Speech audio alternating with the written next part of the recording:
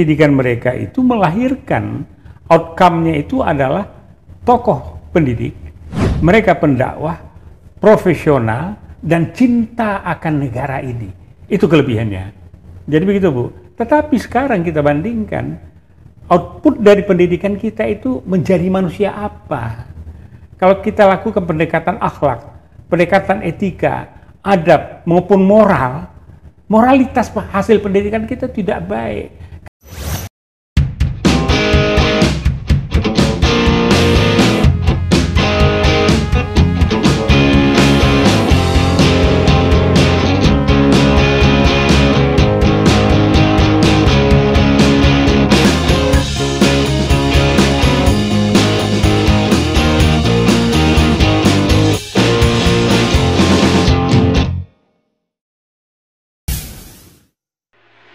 Assalamualaikum warahmatullahi wabarakatuh. Waalaikumsalam Pemirsa Masyumi TV dimanapun berada di seluruh tanah air, dari Aceh sampai dengan Papua, dan juga dari diaspora kita yang setia untuk mengikuti diskusi dari TV Masyumi. Pada kesempatan ini kita akan berbincang mengenai bagaimana Quo Vadis dari pendidikan Indonesia ke depan. Seperti kita ketahui bahwa setiap tahun dari seluruh universitas negeri, swasta maupun juga sekolah tinggi dan akademi itu melahirkan sarjananya. Jadi kira-kira puluhan ribu setiap tahun, mungkin lebih ya, karena wisuda itu ada di 2 kali dalam setahun, biasanya di bulan Februari dan September. Nah, kita ketahui di dalam 5 tahun terakhir tingkat pengangguran ini terus meningkat, baik dari para fresh graduate atau dari mereka alumni perguruan tinggi yang sudah berada di perusahaan-perusahaan di mana perusahaan itu terpaksa gulung tikar karena badai COVID maupun kondisi sekarang ekonomi yang makin melemah. Dan bagaimana tidak gulung tikar tekstil di Indonesia karena diduga ada politik dumping sehingga masuknya produk tekstil garment maupun bahan itu dengan harga murah jadi menghantam industri tekstil. Dan para sarjana semua yang sudah bergabung di perusahaan, maka itu BUMN atau swasta atau entrepreneur atau usaha sendiri, banyak yang sekarang kehilangan pekerjaan. Di dalam janji-janji kampanye Presiden Jokowi pada tahun 2019 mengatakan menyediakan 10 juta tenaga kerja akan menyerap. Jadi di sini tentu kita berpikir bahwa pemerintah telah merencanakan untuk menyediakan lapangan kerja. Dan inilah sekarang yang akibatnya ternyata janji tinggal janji. Nah, tentu kita harus berpikir keras dengan kepemimpinan Presiden yang baru nanti yang akan dilantik 20 Oktober 2024. Apakah sudah berpikir untuk itu? Karena indikator ekonomi jeblok dan juga kondisi sosial masyarakat di bawah semakin memprihatinkan. Oleh karena itu kita perlu mengadakan diskusi yang penting ini mengenai pendidikan ke depan. Dan bersama kami ada Bapak Prof. Dr. Abbas Taha. Beliau adalah sekretaris dari Majelis Syuro Partai Masyumi. Assalamualaikum Pak Abbas. Waalaikumsalam warahmatullahi wabarakatuh. Ya, kita diskusi, memang ini keprihatinan kita juga Pak. Iya. Jadi kalau kita ke kampus, kita melihat anak-anak yang sedang kuliah maupun apa, itu kita bersemangat ya. Mereka itu banyak sekali yang berprestasi. Tetapi di dalam kenyataan ternyata pemerintah tidak siap untuk menyediakan lapangan kerja. Padahal masih banyak daerah di Indonesia yang belum dibangun ya Pak, dan itu memerlukan SDM. Nah, Mohon Pak Abbas memberikan pandangan Pak Abbas mengenai kondisi SDM kita saat ini. Baik, terima kasih. Bismillahirrahmanirrahim. Assalamualaikum warahmatullahi wabarakatuh. Waalaikumsalam. Keluarga besar Masyumi dimanapun berada, termasuk diaspora ya di benua Amerika, Afrika, Asia, dan juga Australia. Nah, ini hal yang menarik, karena apapun dalam satu negara itu harus memenuhi unsur, yaitu unsur yang namanya teritorial, manusia, sistem, kedaulatan, pengakuan, dan adanya ideologi negara. Nah, Indonesia ini sudah memenuhi itu semua dan sudah merdeka dengan merebutnya, ya, bukan merupakan hadiah. Sehingga saat itulah para pemuda pelajar, ya, untuk menyatakan bahwa ini adalah direbut, ya, tokoh pemuda atas dorongan Sultan Syahrir, ada Khairul Saleh, Sayuti Melik, Sugando, itu menculik Bung Karno dan Hatta ke Rengas Dengklok. Nah, kemudian baru kembali ke Jakarta dan mengkoronasikan. Tapi mengenai sumber daya manusia sebagai salah satu unsur, ini adalah unsur yang sangat penting dan dominan. Karena apa? Yang namanya suatu negara itu ditentukan oleh perilaku dan derajat, kesohihan dan kefasihan dan keilmuan yang dimiliki oleh sumber dayanya itu. Nah, disinilah saya sedikit, ya, seperti yang disampaikan dalam ulasan tadi pengantar oleh Bu Utari, betul, kondisi Indonesia sumber daya manusia ini sekarang ini tidak baik-baik saja. Karena apa?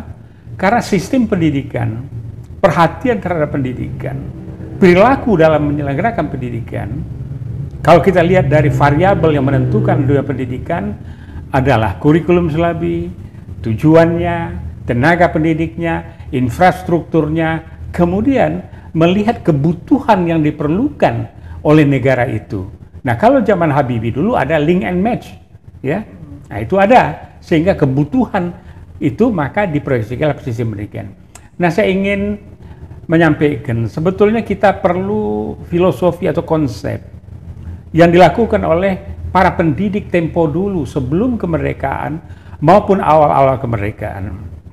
Jadi semacam reorientasi pendidikan.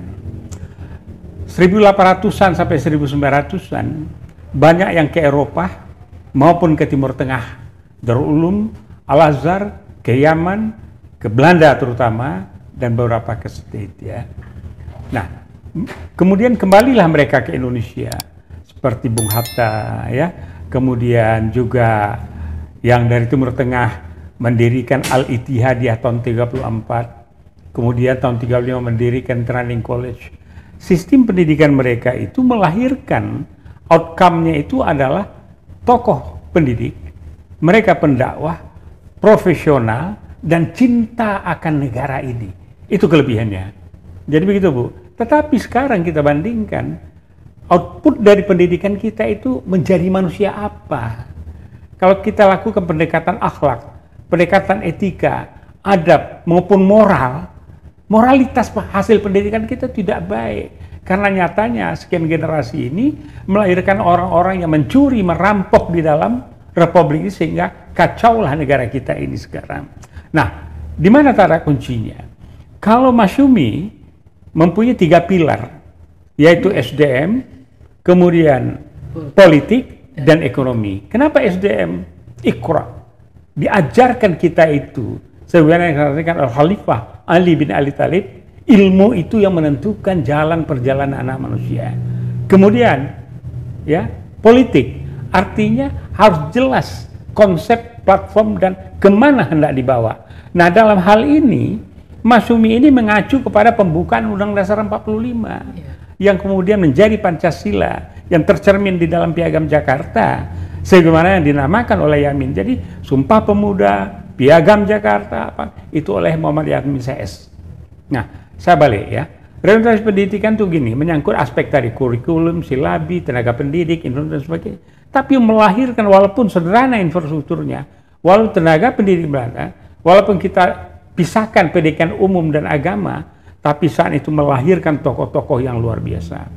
NU melahirkan tokoh muda seperti Subhan, melahirkan tokoh seperti Gus Dur, melahirkan tokoh seperti Hasyim Muzadi. Kemudian Muhammadiyah, banyak sekali tokoh-tokoh intelektual lainnya. Termasuk salah satunya adalah Panglima Besar Sudirman, orang yang cinta negara, seorang ulama, yang tawadu, profesional, dan tentara pemimpin. Dan dialah seorang yang dari peta yang menjadi TKR pertama. Nah, jadi menurut saya sekarang ini ya kita sudah senanglah rasanya dengan 20% ya APBN itu dipersiapkan untuk pendidikan. Tapi sampaikah itu? Enggak. Sekarang banyak daerah-daerah yang belum ya. Jadi hasil pendidikan harus bisa menjawab kebutuhan. Yeah. Nah, kebutuhan itu apa? Mereka butuh lapangan kerja. Sekarang lapangan kerja, rezim ini di samping mendungukan bangsanya, di samping memiskinkan bangsanya, di samping membodoh dan menculasi anak bangsanya, yang menjanjikan 10 juta lapangan kerja itu tidak ada. Tetapi mereka ya dengan dalih ya turnkey project dan dengan dalih yang sebagainya. Jadi menurut saya kita perlu reorientasi pendidikan. Iya. Begitu Bu ya. Iya. Jadi kita kaji dengan baik variabel pendidikan itu adalah tujuan, infrastruktur, tenaga pendidik, kemudian adanya link and match. Iya. Begitu Bu. Ya, jadi pertama yang nyata bahwa lulusan perguruan tinggi atau sekolah-sekolah teknik sekarang itu belum tentu bisa langsung terpakai ya. Karena seharusnya mereka kalau kita dulu ada sarjana muda gitu Pak ya, baru sarjana penuh itu baru bisa kalau dia sudah melakukan magang ya kan. Jadi magang, bikin laporan, kemudian dia menuju tingkat sarjana penuh. Nah, artinya pada saat magang itu sudah ada korelasi atau komunikasi antara dunia pendidikan dengan dunia usaha atau lapangan kerja kan, maka mereka ada surat menyurat dan sebagainya, dan tentu ada penilaian. Jadi ada step setengah gitu. Tapi sekarang kan tidak Pak, sulit itu. Bahkan BLK saja itu hanya terbatas karena tidak ada dana. Jadi Pemda-pemda yang PAD-nya tinggi mungkin juga tidak membuat satu konsentrasi atau prioritas pendidikan untuk warga di wilayah tersebut gitu. Jadi menurut saya untuk ke depan mungkin ini sistem Pak ya. Jadi kalau pilkada juga mesti ditanya apa program pendidikan di wilayahnya, karena pasti kan pimpinannya tahu berapa tingkat SD, SMP, SMA dan sarjana. Jadi dia sudah melakukan satu perencanaan. Jadi ini bukan soal politik tetapi soal ini, karena kita tahu bahwa harus cerdas lah Pak ya. Jadi untuk sistem. Nah, menurut Bapak ini sistem yang terbaik nih apa Pak untuk kita bisa menempuh atau mencapai masyarakat madani di tahun 2045. Ya, jadi Bu Utari, dulu kita pernah meletakkan dasar Undang-Undang Nomor 20 mengenai pendidikan, ya, tingkat pendidikan, macam pendidikan, kemudian sebagainya. Kita punya perencanaan, berapa kebutuhan engineer, berapa kebutuhan petani dan sebagainya, ya. Kemudian tumbuh berkembang, kemudian datang link. Tapi belakangan ini kurikulum dirubah seenaknya, ya enggak, sejarah dilupakan, frasa agama ditiadakan. Nah ini kan jadi amburadul, karena apa? Negara kita itu Pancasila berketuhanan yang Maha Esa, dan itu menjadi, ya enggak, jati diri anak bangsa ini adalah mereka yang bertuhan, sehingga mereka yang berperilaku sekuler, berperilaku komunis apalagi ya. Nah, saya ingat tokoh pendidikan itu sebetulnya salah satunya adalah Tan Malaka. Tahun 1925 Tan Malaka menyatakan Indonesia merdeka, diikuti oleh Bung Hatta dan yang lain ya. Dan dia membuat sekolah di mana-mana, di Medan, di Gresik, di Banten, di mana ya. Tapi kemudian karena dia bersama komunis, Yang kemudian rupanya komunis itu dia sebagai jembatan. Dia sendiri adalah partai murba bersama dengan Adam Malik. Nah, jadi balik ke soal pendidikan, pendidikan itu harus memenuhi kebutuhan nasional, kebutuhan lokal. Ya, gitu. Jadi tentu ada tata ruang dan tata wilayah. Nah, jadi jangan pula membangun misalnya sekolah pertanian di Maluku tertentu, itu kan daerah perikanan. Ya. Jangan pula membuat sekolah perikanan di atas gunung begitu kan. Nah, tapi yang jelas kita harus fokus untuk itu. Jadi harus memperhatikan dinamika pertumbuhan masyarakat, dinamika kebutuhan. Kemudian adalah kita harus melahirkan outcome orang-orang terdidik, orang-orang bermoral. Kalau dalam bahasa Indonesianya, dalam pendekatan agama yang beradab dan berakhlak yang baik. Karena dalam Islam itu kompetensi dasar manusia itu adalah sidik, tabligh, fatonah, amanah, kemudian bisa bahasa Al-Quran, setelah itu dia profesional dan mempunyai integritas. Oke lah, taruhlah ini dunia Islam. Tapi secara umum pun kompetensi seorang yang akan menjadi pemimpin itu melalui suatu asesmen. Untuk itulah kita harus menjaga pendidikan yang baik, tapi kita harus bersihkan dulu sisa-sisa apa yang dilakukan rezim. Mudah-mudahan rezim yang akan dilantik tanggal 20 Oktober nanti memahami ini. Karena saya tahu persis ya, bahwa mereka akan duduk ini kecuali yang lewat dengan jalur haram. Nah, ini yang akan menjadi pertimbangan rame itu nanti setelah ada.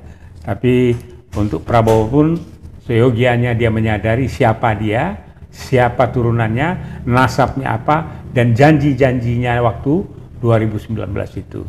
Jadi semoga Indonesia menjadi Indonesia berkah, mandiri, maju, dan berdikari, berdaulat dengan apa? Kedaulatan negara, berasal falsafah negara, Pancasila yang dasar yang berketuhanan yang Maha Esa. Begitu, Bu? Iya, oke. Jadi pemirsa, jadi inti dari diskusi ini adalah setelah kita membaca kondisi dari SDM kita, kemudian tentu dengan rejim yang kemudian nanti yang dilantik 20 Oktober, Pak Prabowo punya PR yang berat untuk suatu sistem pendidikan yang baik dalam 5 tahun, sehingga ada link and match antara dunia pendidikan dan dunia kerja.